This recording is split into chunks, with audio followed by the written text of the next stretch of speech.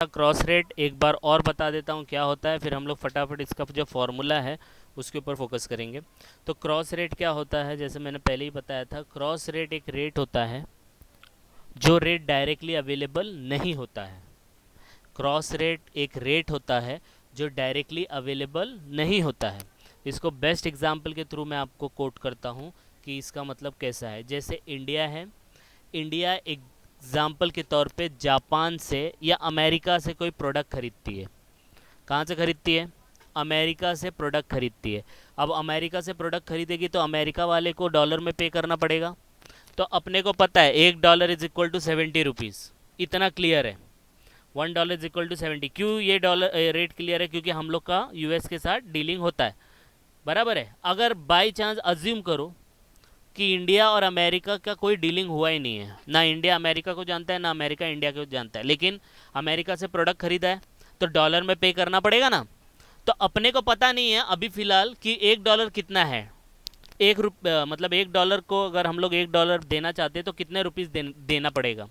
तो हम लोग उस कंट्री की करेंसी को यूज़ करेंगे जो कंट्री की करेंसी यूएस के साथ भी डील करती है और इंडिया के साथ भी डील करती है।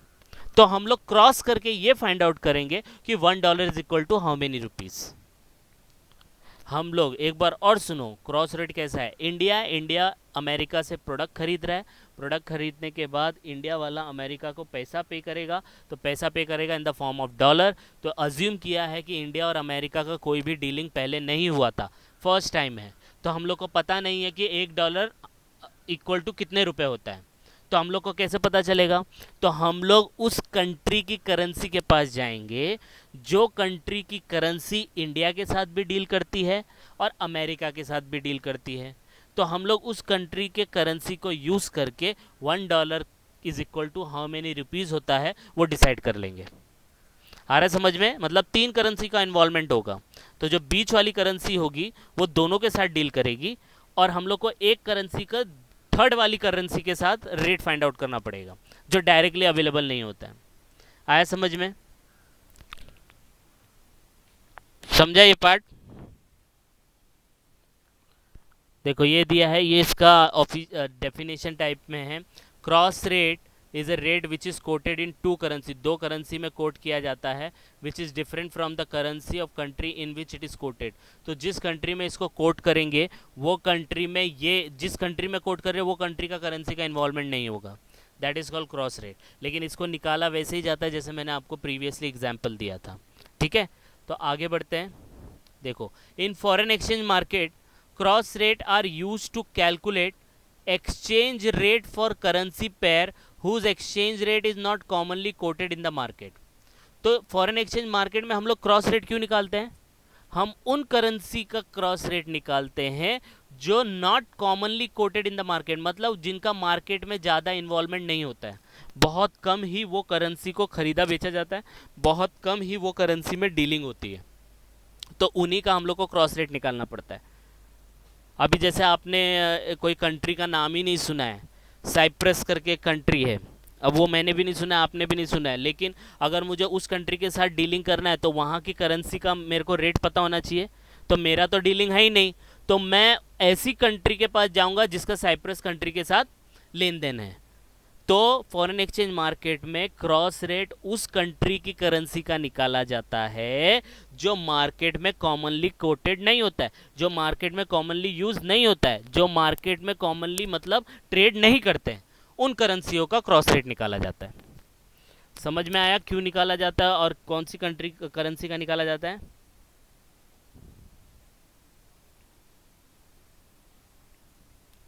समझा नहीं समझा?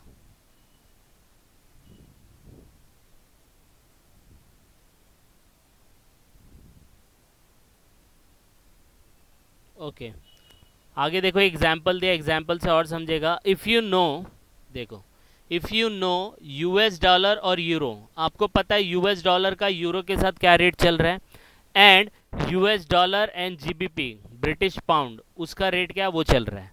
Exchange rate can cross this to calculate euro and GBP. मतलब अभी अमेरिका है तो अमेरिका का डीलिंग यूरोपियन मतलब यूरो के साथ भी है और डॉलर का डीलिंग पाउंड के साथ भी है, लेकिन अगर यूरो और पाउंड का डीलिंग किया जाए तो ये दोनों आपस में मिलते नहीं है, तो हम लोग को डॉलर को बेस बना के फिर इसका एक्सचेंज रेट निकालेंगे, और वो एक्सचेंज रेट रहेगा यूरो और जीबीपी। तो ये देखो ना, ये यूएस डॉलर यहाँ पे भी है, यहाँ पे भी है, कट हो जाएगा। तो इसको कैसे निकालेंगे वही आपको प्रैक्टिकल में पूछा जाता है, वो हम लोग देखेंगे प्रैक्टिकल जब इसके क्वेश्चन करेंगे। तो देखो यूएस डॉलर और यूरो और यूएस डॉलर और जीबीपी मतलब ब्रिटिश पाउंड, तो ब्रिटिश पाउंड और यूरो का डायरेक्ट रिलेशन नहीं दिया है, तो इन दोनों को निकालने के लिए कौन सा कॉमन करेंसी है, डॉलर है। तो डॉलर को यूज़ करके फिर हम लोग यूरो और ब्रिटिश पाउंड का एक्सचेंज रेट निकालेंगे, और उस एक्सचेंज रेट को हम लोग क्रॉस रेट बोलते हैं। आया समझ में?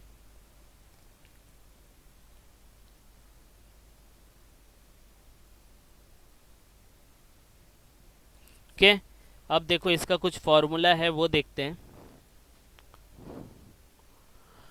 फॉर्मूला देखो एग्जाम्पल के थ्रू मैंने एक्सप्लेन किया है।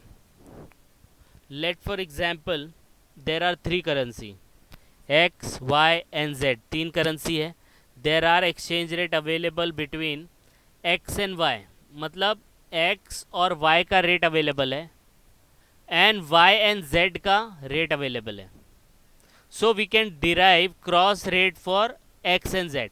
लेकिन एक्स और जेड का है क्या, ये 3 करेंसी है एक्स वाई और जेड, तो x का y के साथ है और y का z के साथ है, लेकिन x का z के साथ है क्या, नहीं ना। तो x का z के साथ रेट निकालने के लिए हम लोग y यूज करेंगे, that is called cross rate. समझा ये पार्ट? x का y के साथ भी है, y का z के साथ है, लेकिन x और z का नहीं है, तो हम लोग y को यूज करके x और z का निकाल लेंगे, and that is called cross rate. समझा नहीं समझा?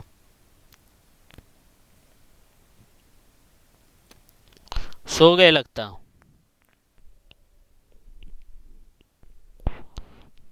ओके, अब इधर देखो इसका फॉर्मूला देखो कैसे आएगा। पहला फॉर्मूला देखो, एक्स एंड जेड ये करेंसी के नाम है, एक्स और जेड। तो एक्स और जेड निकालेंगे, बिड, आपको मैंने बिड और आस्क के बारे में बताया था। बिड का मतलब बाइंग रेट, आस्क का मतलब सेलिंग रेट। तो एक्स और जेड को निकालना है, तो अभी जैसे एग्जांपल के तौर पे एक्स और वाई का दिया था, है ना, और वाई और जेड का दिया था कि नहीं दिया था। तो एक्स और वाई दोनों में कॉमन क्या है, वाई वाई, तो वाई वाई कट जाएगा, बचा क्या, एक्स एंड जेड। तो सेम ऐसा यहाँ पे भी दिया, देखो एक्स जेड, तो एक्स वाई वाई जेड, तो वाई से वाई कट जाएगा, बचेगा क्या, एक्स और जेड। लेकिन बिड लिया है तो दोनों का बिड उठाने का और मल्टीप्लाई कर देने का, तो आपको क्रॉस रेट बिड मिलेगा। सेम वे में अगर आप आस्क करोगे, आस्क रेट, तो सेम वे में वही हो जाएगा, x Z ask, x Y ask और वाई जेड आस्क, तो वाई से वाई कट जाएगा, एक्स और जेड बच जाएगा, तो एक्स और जेड आस्क। आया समझ में? आ रहा है समझ में? ये थोड़ा सा लगेगा टेक्निकल, लेकिन टेक्निकल इतना है नहीं, प्रैक्टिकल में और सिंपल पड़ेगा ये। अभी देखो दूसरा, अगर समझो आप बोल रहे हो कि सर यहाँ पे बिड है, तीनों जगह बिड है, लेकिन अगर अपने पास आस्क हो और एक जगह बिड हो, तो कैसे करने का, इधर देखो, एक्स और वाई बिड, तो y and x 1 y and x ask. समझो एग्जांपल के तौर पे हम लोग के पास जैसे ये x y z 3 करेंसी है ना, तो ऐसा डायरेक्ट रेट कुछ नहीं दिया था, तो हम लोग को क्या चाहिए था, अभी जैसे एक्स जेड निकालना है, एक्स जेड, तो एक्स वाई वाई जेड, तो मतलब एक y नीचे होना चाहिए तो एक y ऊपर होना चाहिए, लेकिन अगर दोनों y नीचे है तो एक्स वाई और जेड वाई, तो दोनों नीचे है, तो मतलब एक y को हम लोग को ऊपर ले जाना पड़ेगा, तभी जाके ये कटेगा ना। अगर ऊपर ही नहीं लेके जाएंगे तो कटेगा क्या, नहीं कटेगा। तो सेम वे में हम लोग को y क्या चाहिए, y सेकेंड चाहिए, इधर पे दिया है ना, y सेकेंड चाहिए, फर्स्ट नहीं चाहिए, लेकिन यहाँ पे क्या लिखा है, फर्स्ट है। तो क्या करने का, यहाँ पे बिड है ना, तो उसका उल्टा ले लेने का, आस्क। वापिस से समझो क्या है, बहुत सिंपल है लेकिन ट्रिकी लगेगा। अभी यहाँ पे हम लोग ने क्या किया, x था y था, फिर हम लोग ने y और z लिया तो y कट गया, बचा xz। लेकिन मैं बोल रहा हूं अगर xy और zy रहेगा तो कैसे कटेगा y नहीं कटेगा ना। तो ये y को हम लोग को ऊपर लेके आना पड़ेगा z की जगह पे। तो कैसे लाने का, तो जो रेट दिया रहेगा ना उसको उल्टा कर देने का, उल्टा रेट लेने का। जैसे यहाँ पे हम लोग ने आस्क है तो आस्क ही लिया है, यहाँ पे बिड है तो यहाँ पे बिड लिया है। लेकिन जब उल्टा रहेगा ना तो बिड में आस्क लेने का और आस्क में बिड लेने का, उल्टा लेने का। और किससे डिवाइड कर देने का, 1 से। तो 1 डिवाइड बाय, तो अगर हम लोग बिड निकाल रहे हैं तो 1 डिवाइड बाय आस्क, और अगर हम लोग आस्क निकाल रहे हैं तो 1 डिवाइड बाय बिड, ऐसा लेने का। तो ये 4 फॉर्मूला है, इसके बेस पे पूरा 15 मार्क का क्वेश्चन आएगा। वो मैं आपको नेक्स्ट वीडियो में बताऊंगा कैसे सॉल्व करना है। तो next lecture onward we will start with the practical part. तो इतना समझ में आया सबको, क्या होता है क्रॉस रेट?